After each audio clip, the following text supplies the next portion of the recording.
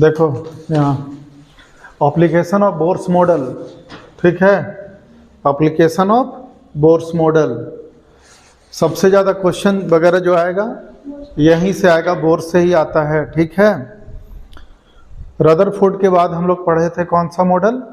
Bohr's atomic model पढ़े थे, ठीक है।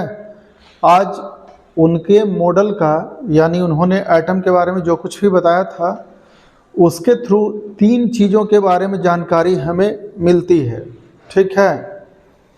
सबसे पहली बात तो कि Bohr's atomic model single electron species पे आधारित था, याद आया? बोर्स एटॉमिक मॉडल केवल एक ही इलेक्ट्रॉन वाले, सिंगल इलेक्ट्रॉन वाले स्पीशीज पर डिपेंड करता है। यहाँ स्पीशीज कौन हो गया? यहाँ स्पीशीज में कोई एटम भी हो सकता है और कोई आयन भी हो सकता है, कोई एटम भी हो सकता है और कोई आयन भी हो सकता है। जैसे सिंगल इलेक्ट्रॉन स्पीशीज की हम बात कर रहे थे तो ये हाइड्रोजन में एक ही इलेक्ट्रॉन है। हीलियम में तो दो इलेक्ट्रॉन है, लेकिन एक इलेक्ट्रॉन को आप निकाल दीजिएगा तो हीलियम प्लस पे ये अप्लीकेबल होगा। आपसे जब भी न्यूमेरिकल पूछा जाएगा, न्यूमेरिकल यानी जब कुछ सवाल दिया जाएगा तो हमेशा लिखा रहेगा हाइड्रोजन, हीलियम, या लिखा रहेगा क्या? Lithium plus 2। समझ गए? इतना से ज़्यादा इधर उधर भागने वाला ये मॉडल नहीं है और बार बार इतना ही का डेटा आपको ध्यान में रखना पड़ेगा। तो देखिए, बोर्स एटॉमिक मॉडल से हम लोग क्या क्या निकाल सकते हैं किसी एटम के अंदर। तो देखिए, मान लो कि कोई एटम है, उसके बीच में क्या होता है? न्यूक्लियस। न्यूक्लियस में होता है प्रोटॉन और न्यूट्रॉन। लिखे नहीं है लेकिन आप जानते हैं कि प्रोटॉन और न्यूट्रॉन होता है, और इसमें एक ही इलेक्ट्रॉन है। तो किसी एक ऑर्बिट में ये क्या करता रहेगा? इलेक्ट्रॉन घूमता रहेगा, ऐसे इलेक्ट्रॉन ऐसे रिवॉल्व करता रहेगा, ठीक है। तो हमें फाइंड आउट करना है बोर्स एटॉमिक मॉडल के हेल्प से कि न्यूक्लियस से इस इलेक्ट्रॉन की दूरी कितनी है, यानी रेडियस। यानी क्या निकालेंगे हम लोग? रेडियस। किन के हेल्प से निकालेंगे? बोर्स एटॉमिक मॉडल के हेल्प से निकालेंगे रेडियस, कि कितना होता है किसी भी ऑर्बिट में किसी इलेक्ट्रॉन का किसी एटम के अंदर। क्लियर है? तो यहाँ से ये निकालेंगे। तो यानी आप फाइंड आउट करिएगा क्या? रेडियस। देन कोई इलेक्ट्रॉन किसी ऑर्बिट में है तो उसके पास एनर्जी कितना है, क्योंकि हर एक ऑर्बिट का एनर्जी क्या होता है? फिक्स्ड होता है। कोई इलेक्ट्रॉन अपने ऑर्बिट को यदि चेंज करता है तो चेंज करने का दो कंडीशन है, या तो एनर्जी किसी से कहीं से वो लेगा तो लोअर ऑर्बिट से कहाँ चला जाएगा? ये हायर ऑर्बिट में। और यदि एनर्जी को ये क्या करता है? रिलीज करता है, तो हायर ऑर्बिट से कहाँ चला जाएगा? लोअर ऑर्बिट में। एक ऑर्बिट और होता तो अंदर चला जाता है। समझ गए? यानी हर ऑर्बिट का एनर्जी क्या होता है? किसी इलेक्ट्रॉन का फिक्स्ड होता है। तो दूसरा हम निकालेंगे कि एनर्जी, ठीक है, और तीसरा निकालेंगे वेलोसिटी, कि कितने वेलोसिटी से ये मूव कर रहा है। और हेल्प लेंगे किनका? बोर्स एटॉमिक मॉडल का। बोर्स एटॉमिक मॉडल का हम लोग हेल्प क्यों लेते हैं? क्योंकि बोर्स एटॉमिक मॉडल जो बेस्ट होता है, सबसे पहली लाइन हम लिखवाए थे कि आधारित होता है प्लैंक्स क्वांटम थ्योरी पर, और दूसरा हो गया कौन सा? क्लासिकल लॉ ऑफ फिजिक्स पर। यानी सर्कुलर मोशन का कुछ न कुछ, इलेक्ट्रॉन जिस मोशन में घूम रहा है, जिस पाथ में, ऐसे को हम बोलेंगे सर्कुलर मोशन। तो सर्कुलर मोशन जो आप मैकेनिक्स में पढ़ते हैं उसका कुछ यहाँ हेल्प लेंगे। क्लियर हो गया? यानी बोर्स के एटॉमिक मॉडल पढ़ने से तीन फायदा। कौन कौन सा चीज़ हम निकाल सकते हैं? किसी भी इलेक्ट्रॉन का रेडियस किसी ऑर्बिट में, ठीक है, हो सकता है। जैसे कि हाइड्रोजन में तो एक ही ऑर्बिट होता है, हीलियम में, लिथियम में चेंज हो जाएगा, ठीक है। तो देखिए, first orbit, second orbit, third orbit, जितना ऑर्बिट में एक सिंगल इलेक्ट्रॉन होगा उसका रेडियस हम लोग निकाल पाएंगे।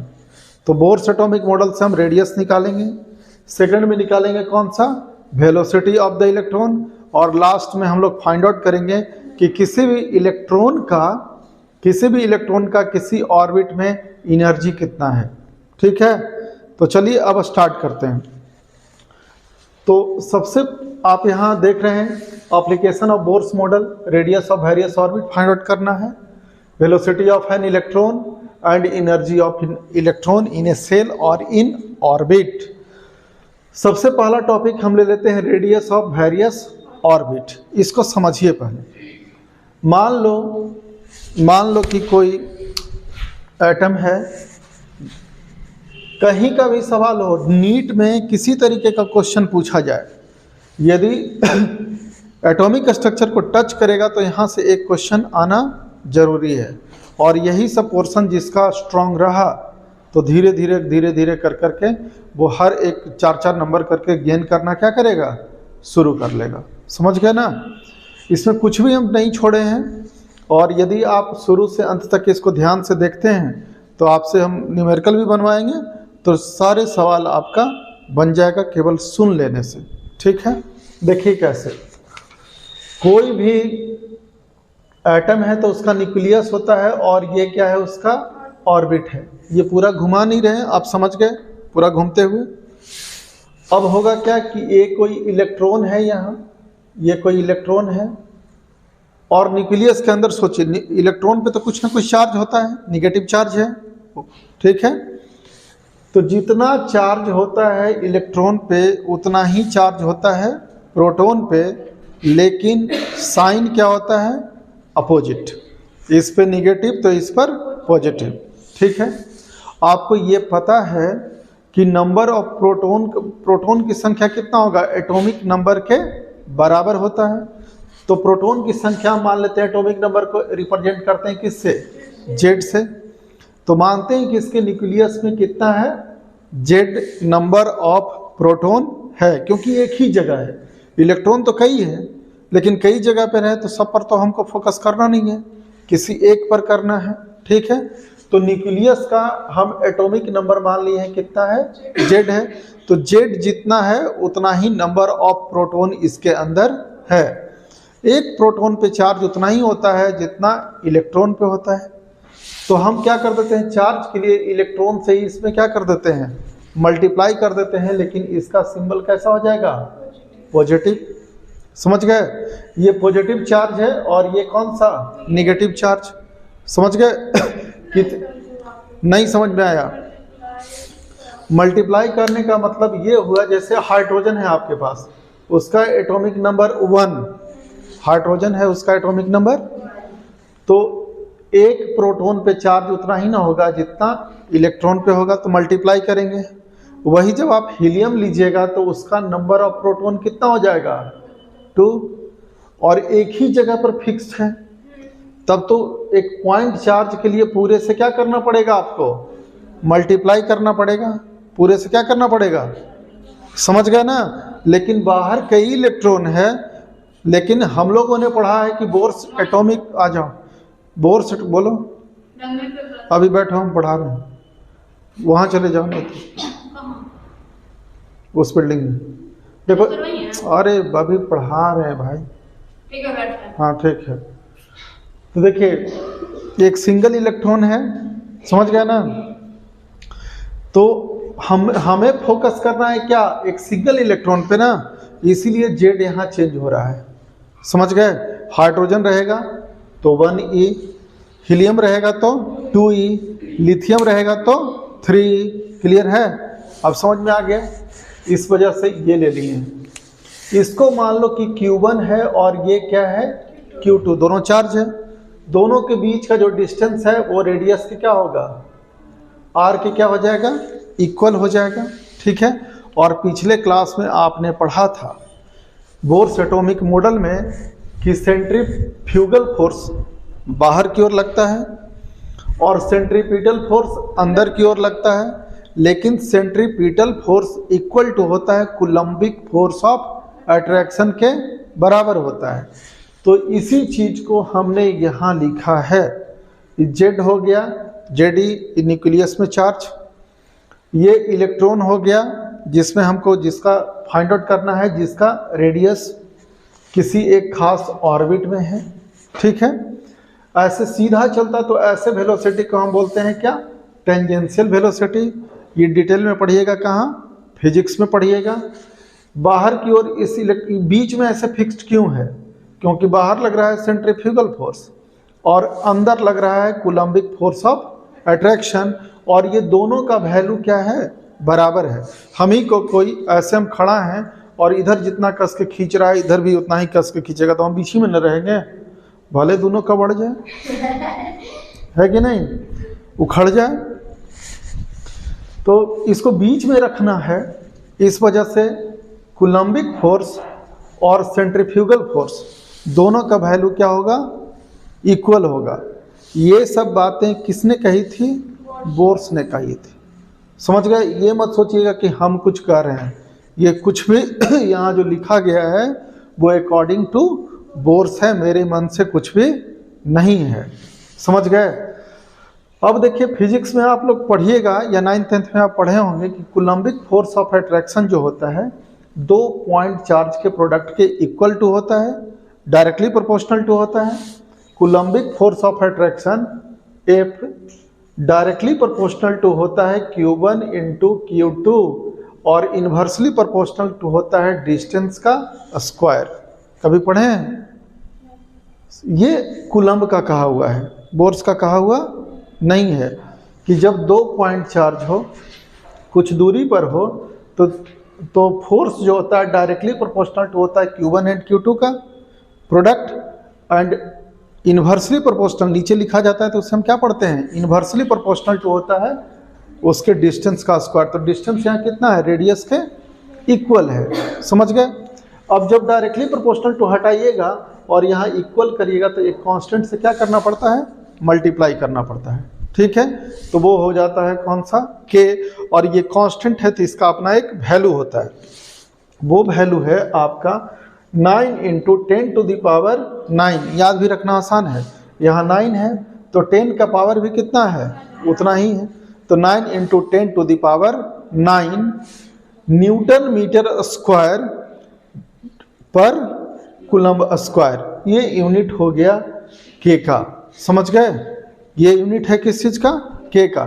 आप डिटेल में पढ़िएगा, जब आप फिजिक्स पढ़ते रहिएगा तब हम थोड़ा सा उसका यहाँ हेल्प हम नहीं ले रहे हैं, बोर्स ले रहे हैं। क्योंकि बोर्स का एटॉमिक मॉडल जो आधारित था किस चीज़ पे, प्लैंक्स क्वांटम थ्योरी पे, पहले कोरिलेट करो, प्लैंक्स क्वांटम थ्योरी पे and classical law of physics पे। तो सेंट्रीफ्यूगल फोर्स केमिस्ट्री में कहाँ आता है, तो फिजिक्स में आता है, तो फिजिक्स का law. Coulombic force of attraction कहाँ का लग गया, फिजिक्स का लग गया। समझ गए। अभी केमिस्ट्री इसमें कुछ भी नहीं लगा है।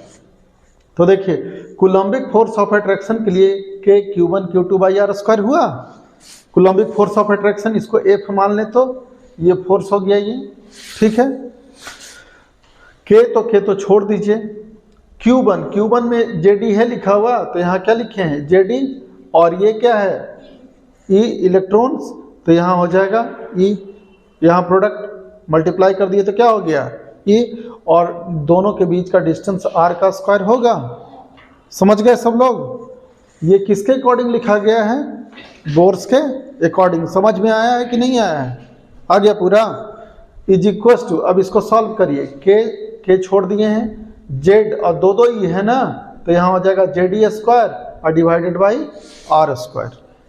ये वैल्यू हो गया किसका, कूलम्बिक फोर्स ऑफ अट्रैक्शन जो अंदर की ओर लग रहा है वो, ठीक है। अब फिजिक्स में पढ़िएगा कि सेंट्रीफ्यूगल फोर्स यदि सर्कुलर मोशन में हो तो ये होता है mv स्क्वायर बाई R के क्या होता है, बराबर होता है। ये कहाँ पढ़िएगा, फिजिक्स में। एक चैप्टर है आपका सर्कुलर मोशन, वहाँ डिटेल में सर लोग पढ़ाए होंगे, समझे। सेंट्रीफ्यूगल फोर्स जो लगता है mv स्क्वायर बाई R के क्या होता है, इक्वल होता है। तो देखिए सेंट्रीफ्यूगल फोर्स और कूलम्बिक फोर्स ऑफ अट्रैक्शन दोनों बराबर है, तो इसका मतलब है कि के JD स्क्वायर इक्वल टू हो जाएगा mv स्क्वायर बाई R का, mv स्क्वायर बाई R का। सेम बात को हमने यहाँ लिखा है कि जैसा कि हम जानते हैं, सब लोग जानते हैं यदि फिजिक्स पढ़े होंगे तो। क्या? Coulombic force of attraction is equal to the क्या? Centrifugal force. जो सेंटर से अपोजिट की ओर लगता है उसे हम बोलते हैं सेंट्रीफ्यूगल फोर्स, जो टुवर्ड्स द सेंटर लगता है उसको सेंट्रीपिटल फोर्स बोलते हैं। क्योंकि सेंट्रीपिटल फोर्स के जगह पे यहाँ कौन लग रहा है? कूलम्बिक फोर्स ऑफ अट्रैक्शन, क्योंकि 2 पॉइंट चार्ज था तो सेंट्रीपिटल फोर्स की जगह हमने लिख दिया है कौन? Coulombic force of attraction. तो आप यही वैल्यू है ना, K J D square is equal to M V square by R, यहाँ लिख दिए। क्लियर? अब ध्यान देने वाली बात है, जो कटता है उसको क्या कर दो? काट दो। चाकू कुलाई हो? नहीं, ठीक है, काटो। ये आर से ये इसका एक आर कट जाएगा, समझ गए? तब क्या हो जाएगा? हमको निकालना है ये वेलोसिटी। देखो वेलोसिटी का स्क्वायर जब हम यहाँ लिखे हैं तब तो के जे डी स्क्वायर ऊपर लिखा ही जाएगा, और ये एम चला जाएगा कहाँ? इस जगह पे, तो नीचे हो जाएगा क्या? M R. क्लियर? समझ में आ गया? इसे इक्वेशन हम मान लेते हैं ये किसके अकॉर्डिंग हुआ है? ये फिजिक्स के अकॉर्डिंग हुआ है। ये अभी तक किसके अकॉर्डिंग चल रहा है? फिजिक्स के अकॉर्डिंग। अभी बोर्स का कोई स्टेटमेंट का यूज यहाँ हम लोगों ने नहीं किया है। अब बोर्स कहे थे, बोर्स का कहना था, मेरा कहना, उनका कहना था कि electron circulates in revolve in that circular orbit. पिछले दिन का लाइन है, लिखा हुआ था कि electrons revolves in that circular orbit which have angular momentum is equal to NH by 2 pi. NH by, ये किनका कहना था? बोर्स का। तो अगला लाइन में देखो, एज वी नो, ये किसके according? According to Bohr's. Angular momentum MVR is equal to NH by 2 pi. समझ गए? ये स्टेटमेंट में था और यहाँ इस तरीके से लिख लिए हैं। ये बोर्स का कहना था कि electrons revolve in that circular orbit which has angular momentum. ये एंगुलर मोमेंटम का फार्मूला हो गया MVR is equal to NH by 2 pi. यहाँ R रेडियस है, V velocity of the electron है, M mass of the electron है, N number of orbit है, H Planck's constant है, 2 ही है, पाई ही है। समझ गए ना? सब लोग समझ गए? अब आप देखिए, यहाँ से वेलोसिटी जब हम निकालेंगे तब क्या होगा? इस V को यहाँ रखना है तो M और R कहाँ चल जाएगा? इसके नीचे। तो NH वैसे ही रखा जाएगा, हो जाएगा 2 पाई MR, और इसे मान लेंगे इक्वेशन 2। इसे मान लेंगे क्या? इक्वेशन 2। ये केमिस्ट्री है और ये क्या है? फिजिक्स है। क्योंकि बोर्स का एटॉमिक मॉडल आधारित था प्लैंक्स क्वांटम थ्योरी पे, और दूसरा कौन सा चीज पे? क्लासिकल लॉ ऑफ फिजिक्स पे। अब दोनों को जोड़ो, यहाँ भी वेलोसिटी है और यहाँ भी क्या है? अब ये वेलोसिटी का वैल्यू पुट कर दीजिए कहाँ? फिजिक्स वाले में। तब केमिस्ट्री और फिजिक्स दोनों मिलकर के क्या कर लेगा? दोस्ती। ठीक है? अब ये V का वैल्यू हम यहाँ पुट करेंगे तो क्या पुट करेंगे? NH बाई 2 पाई MR का क्या हो जाएगा? स्क्वायर। क्लियर हो रहा है कि नहीं हो रहा है? सब लोग समझ रही हो ना बढ़िया से? देखो यहाँ क्या हो जाएगा? इसके वैल्यू को यहाँ हम पुट करेंगे तो ये स्क्वायर है, ये स्क्वायर नहीं है, तो ये पूरा वहाँ लिखा जाएगा NH 2 पाई MR, यहाँ लिख दो और कर दो क्या? Square is equal to K J D square by MR। तो यही है, now putting the value of V in equation from equation 2 to equation 1। तो इस जगह पे यही बात लिखा हुआ है, NH बाई 2 पाई MR का square is equal to the क्या? K J D square by MR। Clear? मुझे निकालना है रेडियस।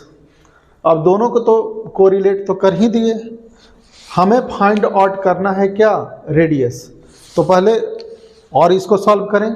ये स्क्वायर है तो जब इधर हम लिखेंगे तो हो जाएगा ना, एन ये स्क्वायर को हटाएंगे, एन स्क्वायर एच स्क्वायर हो जाएगा 4 pi square M square R. यही चीज़ यहाँ लिखा हुआ है, एन स्क्वायर एच स्क्वायर और करके 4 pi square M square R square is equal to K J D square by M R. अब देखिए एक आर से एक आर क्या हो जाएगा, कैंसिल हो जाएगा। अब इस आर को हमें यहाँ लिखना है, ठीक है, नीचे है ना, ठीक है। अब इस आर को लिखना है तो जब इसको हम सॉल्व करेंगे तब ये फॉर्मेट आ जाएगा हमारे पास। कैसे आ जाएगा देख लो, इस आर को लिखना है, इस आर को इज इक्वल टू, इसको ऊपर कर, ये इसको ऊपर करेंगे, ऐसे कर दो पहले, हम पूरा का पूरा पलट देते हैं, इसको लिख देते हैं 4 pi square M square R divided by N square H square is equal to, तो ऊपर हो जाएगा एम और नीचे हो जाएगा के जेड ई स्क्वायर, के जेड ई स्क्वायर। कोई तकलीफ? अब एक एम से ये एम क्या हो जाएगा, कैंसिल हो जाएगा। अब ये आर इज इक्वल टू जब हम लिखना है तो देख क्रॉस मल्टीप्लिकेशन में ये कहाँ चला जाएगा, यहाँ चल जाएगा। अब ये एम को हम हटा देते हैं जगह के कमी के कारण और सीधे यहाँ लिख देते हैं एन स्क्वायर एच स्क्वायर, यहाँ से क्या कर दिए, हटा दिए, ठीक है।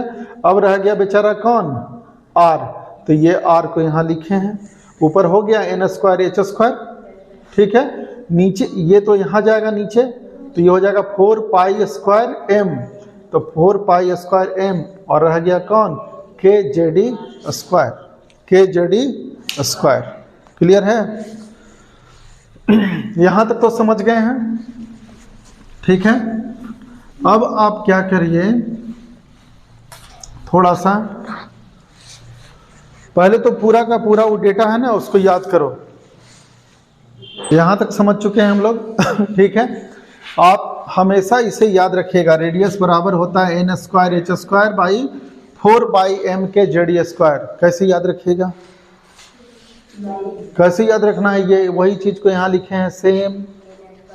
देखो याद रखने का तरीका बता रहे हैं, रेडियस निकालना है तो आर होगा ही, ऊपर में याद रखना कि हमेशा होता है एन स्क्वायर, ठीक है, नीचे में 4 पाई स्क्वायर तो याद रहेगा। ये मेरा नाम लिखा हुआ है मुकेश कुमार, समझे, यानी एम के, और लास्ट में हो गया कौन सा, जेड ई स्क्वायर, लास्ट में हो गया कौन सा, Z E square. Roll number बोलो, 288 लिखो, तुम्हारा 184, ठीक है। हाँ, रेडियस इक्वल टू आ गया N square H square 4 pi square, फिर हम हो गए एम के, ठीक है, और लास्ट में हो जाएगा जेड ई। क्लियर हो जाएगा ना? हमेशा याद रखिएगा इसको, और इसे याद रखते रखते हमको भी याद रखिएगा, ठीक है। आगे देख लेते हैं। अब सबों का वैल्यू हम जब बार बार, इसमें बहुत सारा चीज़ का कांस्टेंट वैल्यू है यहाँ, तो बार बार उतना आपको पुट करना पड़ेगा, बार बार काट छांट करना पड़ेगा, दिमागी टेंशन होगा, टेंशन उन्सन होगी, ब्लड प्रेशर बढ़ेगा, किडनी उडनी खराब हो जाएगा। उससे बचने के लिए उपाय किया गया है। देखिए एन स्क्वायर तो हो गया number of orbit, first orbit में है कि सेकंड ऑर्बिट में है कि थर्ड ऑर्बिट में, ये तो आपको डिपेंड करेगा, आपको जब सवाल पूछा जाएगा आपसे तब। एच एक कांस्टेंट है, इनका नाम है प्लैंक्स कांस्टेंट। क्या है? प्लैंक्स कांस्टेंट का वैल्यू पिछले दिन याद कराए थे 6.626, यानी सब 6 है, केवल एक इसमें क्या है, एक 2 है, हमारा 6.626 इंटू 10⁻⁻27 अर्ग सेकेंड, ठीक है। अब इसका वैल्यू आप यहाँ पुट करेंगे, फिर 4 हमेशा काटना ही पड़ेगा, पाई का वैल्यू 3.14 का स्क्वायर करेंगे, दिमागी टेंशन हो जाएगा। M mass of electron 9.1 into 10⁻⁻31 kg, gram में कन्वर्ट कर लेंगे उसको, क्योंकि यहाँ सेंटीमीटर में ले रहे हैं। के कांस्टेंट का वैल्यू तभी आपको हम बताए ही थे कि कूलम्बिक फोर्स ऑफ अट्रैक्शन में के का एक वैल्यू जो लिखवा चुके थे वो वैल्यू। जेड हो गया एटॉमिक नंबर और ई हो गया इलेक्ट्रॉन पे चार्ज। तो केवल जो बदलने वाला रहेगा आपको कौन, जेड, और बदलने वाला रहेगा कौन, एन स्क्वायर। तो एन स्क्वायर को यहाँ ध्यान से देखिएगा, एन स्क्वायर को यहाँ लिख लिए, जेड को यहाँ, और बाकी सबों के वैल्यू बाकी सबों के वैल्यू को लिख कर करके, बाकी सबों के वैल्यू को लिख कर करके जब हम लोगों ने इसे सॉल्व किया तो आ गया कितना, यहाँ देखो 0.529 इंटू 10⁻⁻ 8। तो जब आपको रेडियस निकालने के लिए पूछा जाएगा तो आप रेडीमेड फार्मूला इसको याद रखिएगा, और जब डिस्क्रिप्टिव में पूछा जाएगा तो आप ध्यान रखिएगा किसको, इसको। और रेडियस इक्वल्स टू क्या हो गया, N square H square divided by 4 pi square M K Z square. समझ गए, सब पुट करिएगा। फिर दूसरा ये याद रखना होगा हमेशा, put the value and get the result. Value आपको ये लंबा चौड़ा सवाल लिखेगा, बनेगा किसमें, एक लाइन में। Radius equals to 0.529 into 10 to the power -8 into अब N square by Z centimetre में। ठीक है, अब सेंटीमीटर तो बड़ा यूनिट हो गया ना, जनरली आता है किस चीज में, अंगस्ट्रम में। तो 1 अंगस्ट्रम बराबर होता है 10 to the power -10 metre is equals to होता है 10 टू द पावर -8 सेंटीमीटर। तो 10 टू द पावर -8 सेंटीमीटर यहाँ हो जाएगा। तो 10 टू द पावर -8 सेंटीमीटर बराबर क्या होता है, 1 अंगस्ट्रम। तो 10 टू द पावर 8 को यदि हम हटा दें यहाँ से तो इसका यूनिट बदल करके क्या हो जाएगा, अंगस्ट्रम। यानी हो जाएगा रेडियस ऑफ nth ऑर्बिट, यानी वैल्यू चेंज होता रहेगा, first orbit, second orbit, third orbit is equal to 0.529 into N square by Z angstrom. Clear हो गया। तो बोर्स का आपने पहला एप्लीकेशन पढ़ा कौन सा, कि हम लोग रेडियस कैसे फाइंड आउट करते हैं किसी भी ऑर्बिट का। समझ गए, किसी भी ऑर्बिट में किसी इलेक्ट्रॉन का। पूरा फिनिश हुआ। बोलिए सियावर रामचंद्र की, भुवन सुत हनुमान की। चलिए।